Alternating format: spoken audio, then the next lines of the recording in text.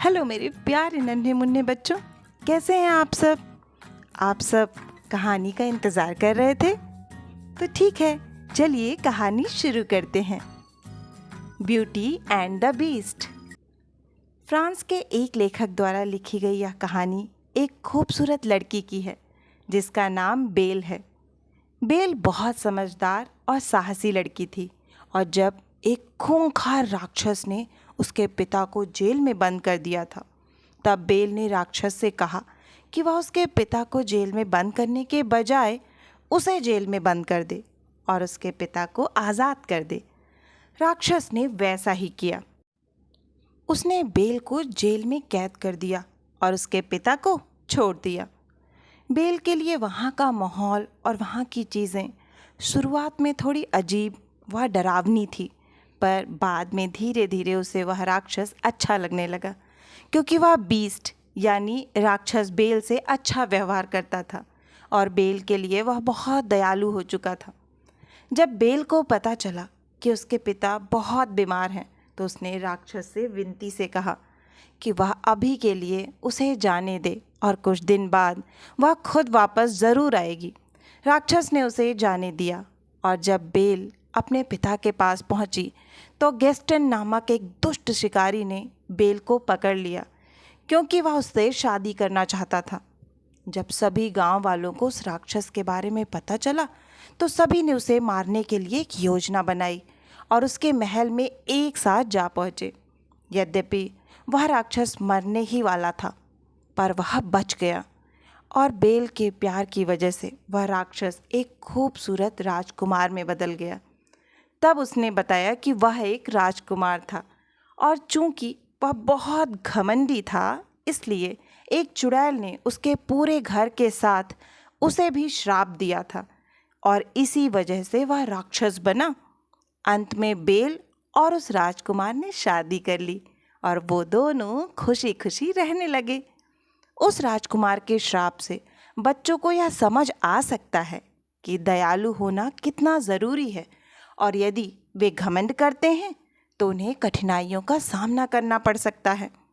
Bell से बच्चे यह सीख सकते हैं कि उन्हें ऊपरी सुंदरता के बजाय दूसरों की भावनाओं का आदर करना चाहिए।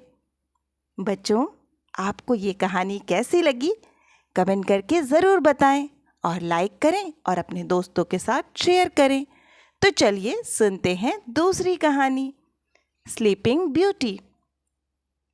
यह कहानी ऑरोरा नामक एक राजकुमारी की है जिसने बहुत समय के बाद एक राजा के घर में जन्म लिया था।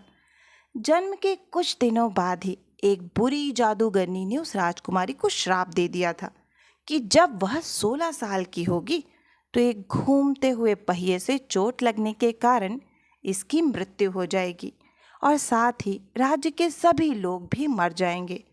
उस बुरी जादूगरनी ने राजकुमारी को ऐसा निर्दयी श्राप सिर्फ इसलिए दिया था क्योंकि उस राजा ने अपनी बेटी के नामकरण उत्सव पर उसे नहीं बुलाया था।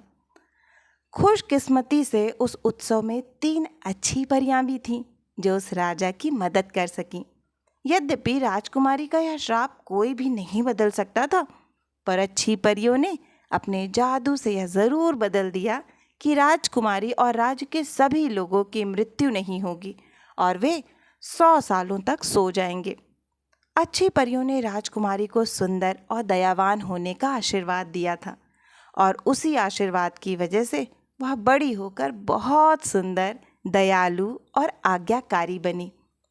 समय के चलते जैसा बुरी जादूगरनी ने कहा था, बिल्कुल वैसा ही हुआ और 16 साल की होने के बाद ऑरोरा को घूमते पहिए से चोट लगी और वह एक गहरी नींद में सो गई। वह साथ में राज्य के सभी लोग सो गए। लगभग 100 सालों के बाद एक राजकुमार उस महल में पिछले बहुत अरसे से सोई प्रसिद्ध और खूबसूरत राजकुमारी को देखना चाहता था और इसीलिए वह महल के अंदर चला गया। राजकुमार ने जब उस राजकुमारी को देखा तो वह उसकी खूबसूरती पर आकर्षित हो गया और उसे किस कर लिया। इसी किस की वजह से राजकुमारी का श्राप टूट गया। वह जल्द ही एक लंबी नींद से जाग गई और राजकुमारी के साथ ही राज्य के सभी लोग भी जाग गए। अंत में राजकुमार ने उस सुंदर राजकुमारी से शादी की और दोनों खुशी खुशी रहने लगे। पूरे राज्य में शांति व खुशियाँ छा गईं। स्लीपिंग ब्यूटी यह बताती है कि बुरी चीज़ें अक्सर हमारे जीवन में बहुत सारी कठिनाइयाँ उत्पन्न करती हैं, पर जब अच्छा होना शुरू होता है तो समय बदलता है और बुराई खत्म हो जाती है। तो बच्चों, आपको ये वाली कहानी कैसी लगी? अच्छी लगी तो प्लीज़ एक लाइक करिए, अपने फ्रेंड्स के साथ शेयर करिए और हाँ, कैसी लगी कहानी ये कमेंट बॉक्स में ज़रूर बताइए। चलिए तो फिर मिलती हूँ एक बहुत ही अच्छी मनोरंजक कहानी के साथ। तब तक के लिए बाय बाय।